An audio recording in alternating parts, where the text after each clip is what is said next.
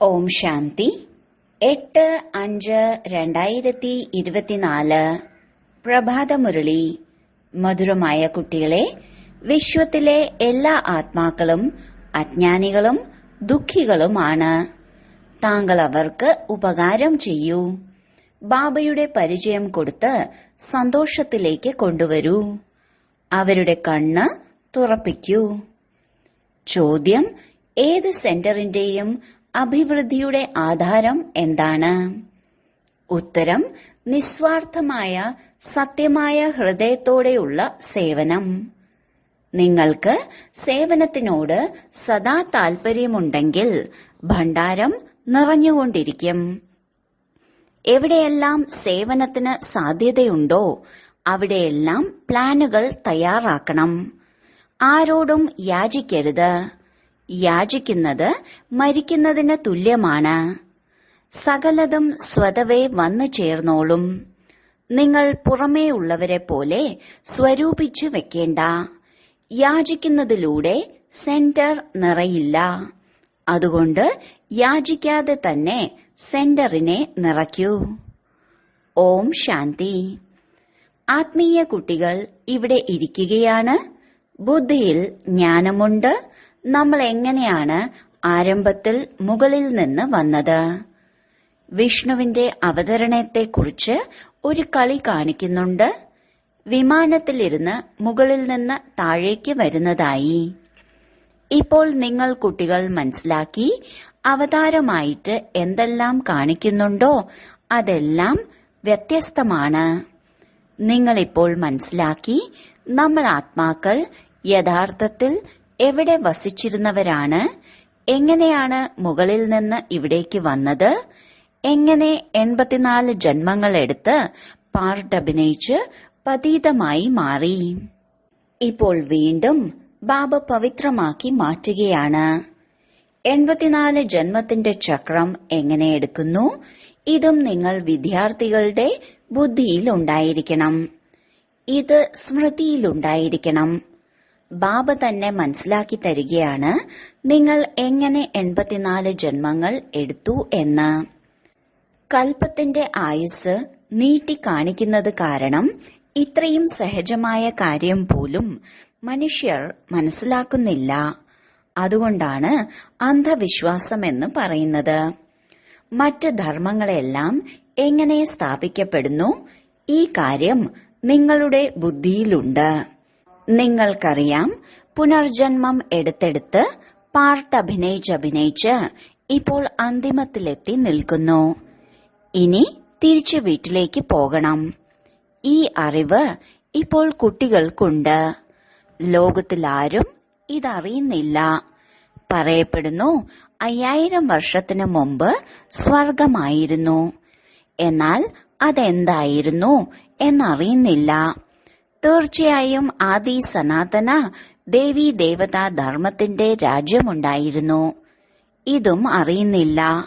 നമ്മളും ആദ്യം ഒന്നും അറിയാത്തവരായിരുന്നു എന്ന് നിങ്ങൾ മനസ്സിലാക്കുന്നു. മറ്റുള്ള ധർമ്മത്തിലുള്ളവർ തന്റെ ധർമ്മസ്ഥാപകരെ അറിയാതിരിക്കുന്നില്ല. ഇപ്പോൾ നിങ്ങൾ അറിവുള്ളവരും നോളജ് ഫുള്ളുമായി കഴിഞ്ഞു. ബാക്കി മുഴുവൻ ലോകവും അജ്ഞാനത്തിലാണ്. നാം എത്ര വിവേകശാലികളായി മാറിയതായിരുന്നു. ഇപ്പോൾ വീണ്ടും വിവേകശൂന്യരും അജ്ഞാനികളുമായി മാറി. മനുഷ്യരായിരുന്നിട്ടും അല്ലെങ്കിൽ അഭിനേതാക്കളായിരുന്നിട്ടും നമ്മുടെ പാർട്ടിനെക്കുറിച്ച് അറിവുണ്ടായിരുന്നില്ല. ഈ ജ്ഞാനത്തിന്റെ പ്രഭാവം നോക്കൂ എത്രയാണ്. ഇത് നിങ്ങളെ അറിയുന്നുള്ളൂ. കുട്ടികളുടെ ഉള്ളിൽ എത്ര ഗദ്ഗതം ഉണ്ടാകണം. എപ്പോഴാണോ ധാരണയുണ്ടാകുന്നത് അപ്പോഴാണ് ഉള്ളിൽ സന്തോഷമുണ്ടാകുന്നത്. നിങ്ങൾക്കറിയാം, നമ്മൾ ആരംഭത്തിൽ എങ്ങനെ വന്നവരാണ്, പിന്നെങ്ങനെ ശൂദ്രകുലത്തിൽ നിന്നും ബ്രാഹ്മണ കുലത്തിലേക്ക് ട്രാൻസ്ഫർ ആയി. ഈ സൃഷ്ടിചക്രം എങ്ങനെയാണ് കറങ്ങിക്കൊണ്ടിരിക്കുന്നത്?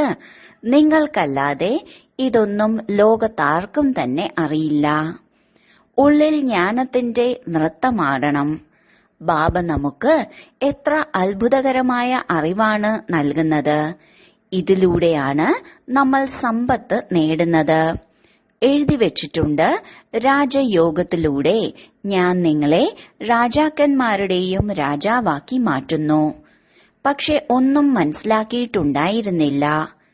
ഇപ്പോൾ ബുദ്ധിയിൽ മുഴുവൻ രഹസ്യവും തെളിഞ്ഞിരിക്കുന്നു. നമ്മൾ ശൂദ്രനിൽ നിന്ന് ബ്രാഹ്മണനാകുകയാണ്. ഈ മന്ത്രവും ബുദ്ധിയിലുണ്ട്. ബ്രാഹ്മണനായി പിന്നീട് ദേവതകളായി മാറും. വീണ്ടും പടികളിറങ്ങി താഴെയെത്തും. എത്ര പുനർജന്മങ്ങളെടുത്ത് ചക്രം കറങ്ങുന്നു. ഈ നോളജ് ബുദ്ധിയിലിരിക്കുന്നത് കാരണം സന്തോഷമുണ്ടാകണം. മറ്റുള്ളവർക്കും എങ്ങനെ ഈ ജ്ഞാനം ലഭിക്കും? എത്ര ചിന്ത നടന്നുകൊണ്ടിരിക്കുന്നുണ്ട്. എങ്ങനെ സർവർക്കും ബാബയുടെ പരിചയം കൊടുക്കാം? നിങ്ങൾ ബ്രാഹ്മണർ എത്ര ഉപകാരം ചെയ്യുന്നവരാണ്. ബാബയും ഉപകാരം ചെയ്യുന്നില്ലേ? ആര് പൂർണമായും അജ്ഞാനികളാണോ അവരെ സദാ സുഖികളാക്കി മാറ്റണം. കണ്ണ് തുറക്കണം. സന്തോഷമുണ്ടാകില്ലേ? ആർക്ക് സേവനത്തിനോട് താൽപര്യമുണ്ടോ അവരുടെ ഉള്ളിൽ വളരെ സന്തോഷം ഉണ്ടായിരിക്കേണ്ടതാണ്. നമ്മൾ ആത്മാക്കൾ എവിടെ വസിച്ചിരുന്നവരാണ്? എങ്ങനെയാണ് പാർട്ട് അഭിനയിക്കുന്നതിന് വേണ്ടി വന്നത്? എത്ര ഉയർന്നവരായി മാറിയത്? പിന്നെ എങ്ങനെയാണ് താഴേക്ക് വന്നത്? രാവണരാജ്യം എപ്പോൾ ആരംഭിച്ചു? ഇതും ബുദ്ധിയിൽ വന്നു. ഭക്തിയും ജ്ഞാനവും രാത്രിയും പകലും തമ്മിലുള്ള വ്യത്യാസമുണ്ട്. ആദ്യം മുതൽ ആരാണ് ഭക്തി ചെയ്തത്? നിങ്ങൾ പറയും, ആദ്യം ഞങ്ങൾ വന്നു, വളരെ സുഖം അനുഭവിച്ചു. പിന്നീട് ഭക്തി ചെയ്യാൻ തുടങ്ങി. പൂജ്യനും പൂജാരിയും തമ്മിൽ എത്ര രാത്രിയും പകലും തമ്മിലുള്ള വ്യത്യാസമാണ്. നിങ്ങളുടെ അടുക്കൽ ഇപ്പോഴെത്ര ജ്ഞാനമാണ് ഉള്ളത്. സന്തോഷമുണ്ടായിരിക്കേണ്ടേ? എങ്ങനെയാണ് നമ്മൾ 84 ജന്മത്തിന്റെ ചക്രം കറങ്ങിയത്? 84 ജന്മവും 84 ലക്ഷവും എവിടെ കിടക്കുന്നു? ഇത്രയും ചെറിയ കാര്യം പോലും ആരുടെയും ശ്രദ്ധയിൽ വരുന്നില്ല. നല്ല നല്ല കുട്ടികളുടെ ബുദ്ധിയിൽ ഈ ചക്രം കറങ്ങിക്കൊണ്ടേയിരിക്കും. അപ്പോൾ അവരെ പറയാം സ്വദർശന ചക്രധാരി. സത്യയുഗത്തിൽ ഈ നോളജ് ഇല്ല. സ്വർഗത്തിന് എത്ര മഹിമയാണ്. സ്വർഗം ഭാരതത്തിൽ മാത്രമായിരുന്നു. എന്താണോ ആയിരുന്നത് അത് വീണ്ടും ആയിത്തീരും. പുറമേ നിന്ന് നോക്കിയാൽ ഒന്നും അറിയില്ല. സാക്ഷാത്കാരം ഉണ്ടാകും.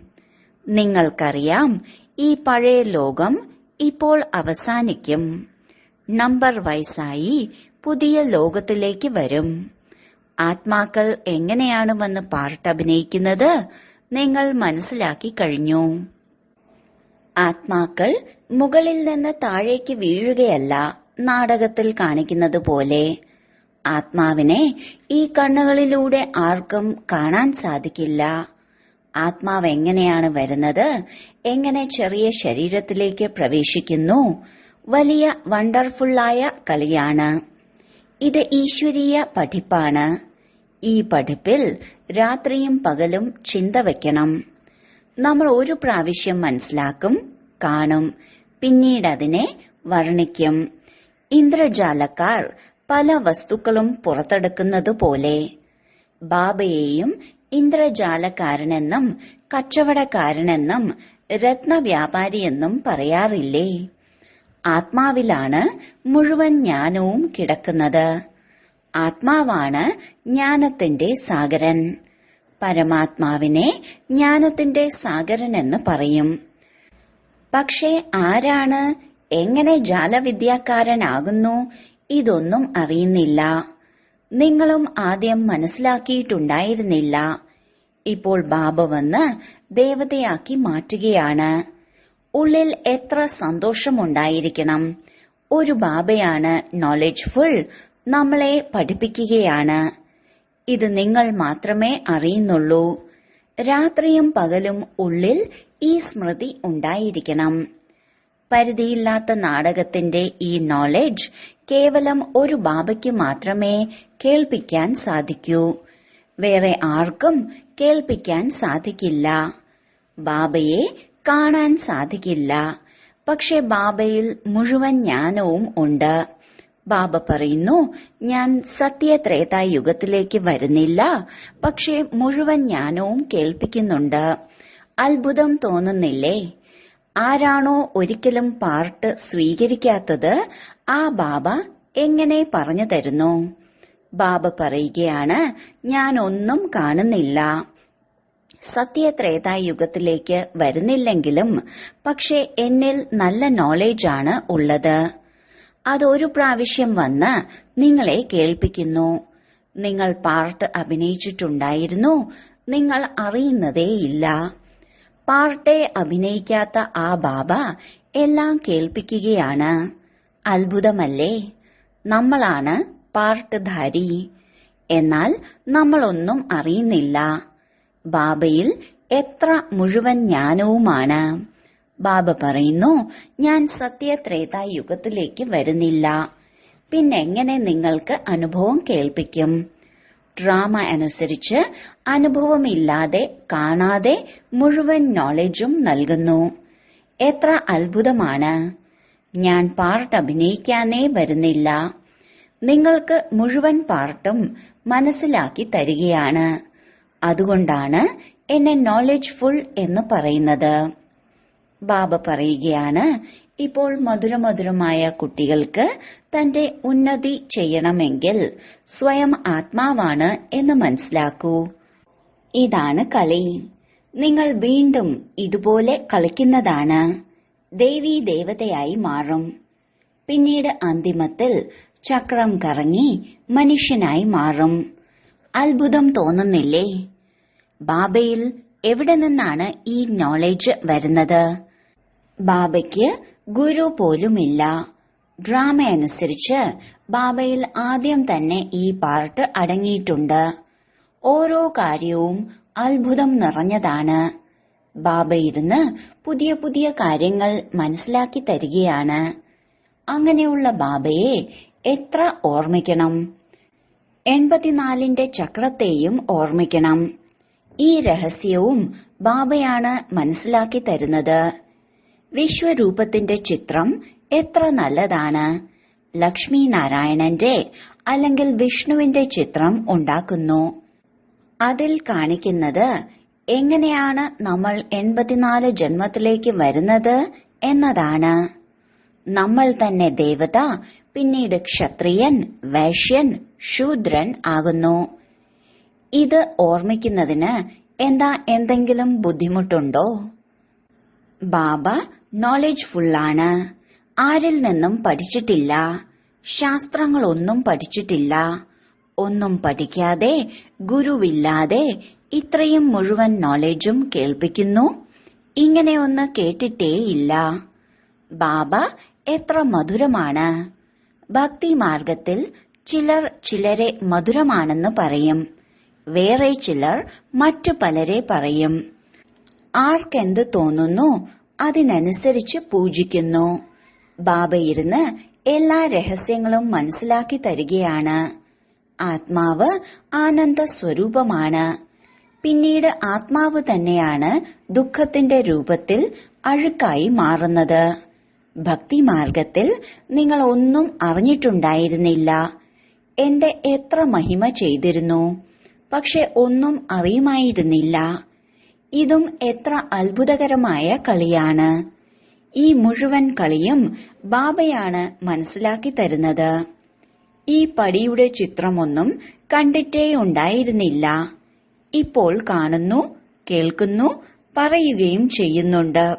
ഈ ജ്ഞാനം എത്ര യഥാർത്ഥമായതാണ്. എന്നാൽ കാമം മഹാശത്രുവാണ്. ഇതിനുമേൽ വിജയം പ്രാപിക്കണം. ഇത് കേൾക്കുമ്പോൾ ലൂസാകും. നിങ്ങൾ എത്ര മനസ്സിലാക്കി കൊടുക്കുന്നു, പക്ഷേ മനസ്സിലാകുന്നില്ല. എത്ര പരിശ്രമിക്കുന്നു. നിങ്ങൾക്കറിയാം, കഴിഞ്ഞ കൽപ്പത്തിൽ ആര് മനസ്സിലാക്കിയിട്ടുണ്ടോ അവരെ മനസ്സിലാക്കുകയുള്ളൂ.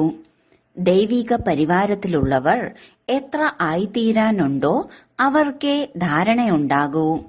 നിങ്ങൾക്കറിയാം, ശ്രീമതത്തിലൂടെയാണ് നമ്മൾ രാജധാനി സ്ഥാപന ചെയ്യുന്നത്. ബാബയുടെ നിർദ്ദേശമാണ് മറ്റുള്ളവരെയും തനിക്ക് സമാനമാക്കി മാറ്റൂ. ബാബ എല്ലാ ജ്ഞാനവും കേൾപ്പിക്കുകയാണ്. നിങ്ങളും കേൾക്കുന്നു. ശിവബാബയുടെ ഈ രഥത്തിനും കേൾക്കാൻ സാധിക്കും. പക്ഷെ സ്വയത്തെ ഗുപ്തമാക്കി വച്ചിരിക്കുന്നു. നിങ്ങൾ ശിവബാബയെ ഓർമ്മിച്ചുകൊണ്ടിരിക്കണം. ബ്രഹ്മബാബയുടെ മഹിമയും ചെയ്യണ്ട.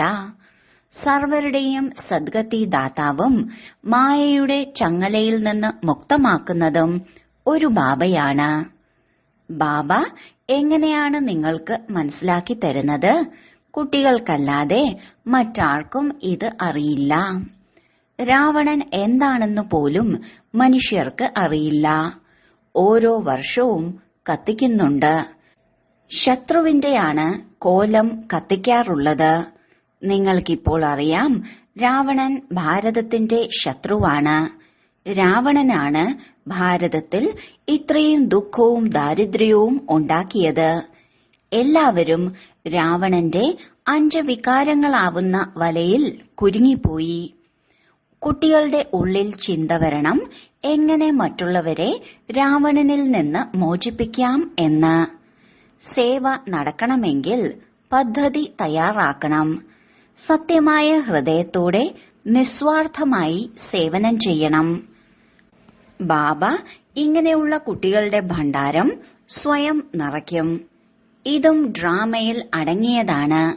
സേവനത്തിന് നല്ല അവസരമാണെങ്കിൽ ചോദിക്കേണ്ട ആവശ്യം പോലുമില്ല. ബാബ പറയുകയാണ്, സേവ ചെയ്തുകൊണ്ടിരിക്കൂ. ആരോടും യാചിക്കരുത്. യാചിക്കുന്നത് മരിക്കുന്നതിന് തുല്യമാണ്. സ്വയം എല്ലാം താങ്കളുടെ അടുക്കൽ വന്നുകൊള്ളും. ബാബ പറയുകയാണ്, സേവ ചെയ്തുകൊണ്ടിരിക്കൂ. യാചിക്കുന്നതിലൂടെ സെന്റർ ഒരിക്കലും നിറയില്ല. യാചിക്കാതെ തന്നെ നിങ്ങൾ സെന്ററിനെ സമ്പന്നമാക്കൂ. എല്ലാം വന്നുകൊള്ളും. അതിൽ ശക്തിയുണ്ടായിരിക്കും. പുറത്തുള്ളവർ സ്വരൂപിച്ചു വെക്കുന്നത് പോലെ നിങ്ങൾക്ക് ചെയ്യേണ്ടതില്ല. മനുഷ്യരെ ഒരിക്കലും ഭഗവാൻ എന്ന് പറയില്ല. ജ്ഞാനം ബീജമാണ്. ബീജരൂപനായ ബാബയിരുന്ന് നിങ്ങൾക്ക് ജ്ഞാനം നൽകുകയാണ്. ബീജമല്ലേ നോളജ്ഫുൾ. ജഡബീജത്തിന് വർണ്ണിക്കാൻ സാധിക്കില്ല. നിങ്ങൾക്ക് സാധിക്കും. നിങ്ങൾക്ക് എല്ലാ കാര്യങ്ങളെക്കുറിച്ചും മനസ്സിലാക്കാനാവും. ഈ പരിധിയില്ലാത്ത വൃക്ഷത്തെക്കുറിച്ച് ആരും മനസ്സിലാക്കുന്നില്ല. നിങ്ങൾ അനന്യരായ കുട്ടികൾ നമ്പർ വൈസ് പുരുഷാർത്ഥമനുസരിച്ച് മനസ്സിലാക്കുന്നു. ബാബ മനസ്സിലാക്കി തരികയാണ്, മായയും പ്രബലനാണ്. കുറച്ച് സഹിക്കേണ്ടതായുമുണ്ട്. എത്ര കടുത്ത വികാരങ്ങളാണ്. നല്ല സർവീസ് ചെയ്യുന്നവർക്ക് പോലും പോകെ പോകെ മായയുടെ പ്രഹരം ഏൽക്കുന്നു. പിന്നെ പറയും, ഞങ്ങൾ വീണുപോയി. പടി മുകളിലേക്ക് കയറി കയറി പെട്ടെന്ന് താഴേക്ക് വീഴുന്നു. മുഴുവൻ സമ്പാദ്യവും നഷ്ടപ്പെടുന്നു. ശിക്ഷ തീർച്ചയായും ലഭിക്കണം. ബാബയോട് പ്രതിജ്ഞ ചെയ്യുന്നു, രക്തം കൊണ്ട് പോലും എഴുതി കൊടുക്കും. പിന്നെ അപ്രത്യക്ഷമാകും. ബാബ പക്ക ആക്കുന്നതിനു വേണ്ടി നോക്കുന്നുമുണ്ട്. ഇത്രയും യുക്തികൾ ചെയ്തു തന്നിട്ട് പോലും പിന്നീട് ലോകത്തിലേക്ക് തന്നെ പോകുന്നു. എത്ര സഹജമായാണ് മനസ്സിലാക്കി തരുന്നത്. അഭിനേതാവ് തന്റെ പാർട്ടിനെ സ്മരിക്കണം. സ്വന്തം പാർട്ട് ഒരിക്കലും മറക്കാൻ സാധിക്കില്ല. ബാബ ദിവസവും വ്യത്യസ്ത പ്രകാരത്തിൽ മനസ്സിലാക്കി തരുന്നു. നിങ്ങൾ വളരെയധികം പേർക്ക് മനസ്സിലാക്കി കൊടുക്കുന്നു. പിന്നെ പറയും, ഞങ്ങൾക്ക് ബാബയുടെ സന്മുഖത്ത് പോകണം. ബാബയ്ക്ക് അത്ഭുതമാണ്. ദിവസവും മുരളി കേൾപ്പിക്കുന്നു. ബാബ നിരാകാരനാണ്. നാമ രൂപ ദേശ കാലമൊന്നും ഇല്ല. പിന്നെങ്ങനെ മുരളി കേൾപ്പിക്കും? അത്ഭുതപ്പെടാറുണ്ട്. പിന്നെ പക്കായായി ബാബയുടെ അടുക്കലേക്ക് വരും. മനസ്സിൽ തോന്നും, ഇങ്ങനെയുള്ള ബാബ സമ്പത്ത് തരാൻ വന്നിരിക്കുകയാണ്. ബാബയെ കാണണം. ഈ തിരിച്ചറിവിലൂടെ വന്ന് ബാബയെ കാണുകയാണെങ്കിൽ ബാബയിൽ നിന്ന് ജ്ഞാനരത്നങ്ങൾ ധാരണ ചെയ്യാം. ശ്രീമത്ത് പാലിക്കാൻ സാധിക്കും. ശരി, വളരെ കാലത്തെ വേർപാടിന് ശേഷം തിരിച്ചു കിട്ടിയ മധുരമധുരമായ കുട്ടികൾക്ക് മാതാവും പിതാവുമായ ബാബ്ദാദയുടെ സ്നേഹസ്മരണകളും സുപ്രഭാതവും. ആത്മീയ അച്ഛന്റെ ആത്മീയ കുട്ടികൾക്ക് നമസ്കാരം. ധാരണയ്ക്കുള്ള മുഖ്യ സാരം: 1. ജ്ഞാനം ജീവിതത്തിൽ ധാരണ ചെയ്ത് സന്തോഷത്തിൽ ഗദ്ഗദമുണ്ടാകണം. വണ്ടർഫുള്ളായ ജ്ഞാനത്തെയും ജ്ഞാനദാതാവിനെയും സ്മരിച്ച് ജ്ഞാന നൃത്തം ചെയ്യണം. 2. തന്റെ പാർട്ടിനെ സ്മരിക്കണം. മറ്റുള്ളവരുടെ പാർട്ടിനെ നോക്കരുത്. മായ വളരെ പ്രബലനാണ്, അതുകൊണ്ട് കരുതലോടെ ഇരിക്കണം. തന്റെ ഉന്നതിയിൽ മുഴുകൂ. സേവനത്തിൽ താൽപര്യം വയ്ക്കൂ. വരദാനം: നല്ലതിൽ പ്രഭാവിതമാകുന്നതിനു പകരം അതിനെ സ്വയത്തിൽ ധാരണ ചെയ്യുന്ന പരമാത്മാ സ്നേഹിയായി ഭവിക്കൂ. അഥവാ പരമാത്മാ സ്നേഹി ആകണമെങ്കിൽ ദേഹാഭിമാനത്തിന്റെ തടസ്സത്തെ പരിശോധിക്കൂ. പല കുട്ടികളും പറയാറുണ്ട്, ഇവർ വളരെ നല്ലവരാണ്, അതുകൊണ്ട് അല്പം ദയ വരുന്നു. ചിലർക്ക് ചിലരുടെ ശരീരത്തോട് മമത്വം വരുമ്പോൾ ചിലർക്ക് ചിലരുടെ ഗുണങ്ങളോട് അല്ലെങ്കിൽ വിശേഷതകളോട് മമത്വം വരുന്നു. എന്നാൽ ഈ വിശേഷത അല്ലെങ്കിൽ ഗുണം നൽകുന്നത് ആരാണ്? ആരെങ്കിലും നല്ലതാണെങ്കിൽ നല്ലതിനെ ധാരണ ചെയ്യൂ. എന്നാൽ നല്ലതിൽ പ്രഭാവിതരാകരുത്. വേറിട്ടവരും ബാബയ്ക്ക് പ്രിയപ്പെട്ടവരുമായി കഴിയൂ. ഇങ്ങനെ പ്രിയപ്പെട്ടവർ അർത്ഥം പരമാത്മാ സ്നേഹി കുട്ടികൾ സദാ സുരക്ഷിതമായിരിക്കുന്നു. സ്ലോഗൻ: ശാന്തിയുടെ ശക്തി ധാരണ ചെയ്യൂ, എങ്കിൽ സേവനത്തിന്റെ ഗതി തീവ്രമാകും. ഓം ശാന്തി.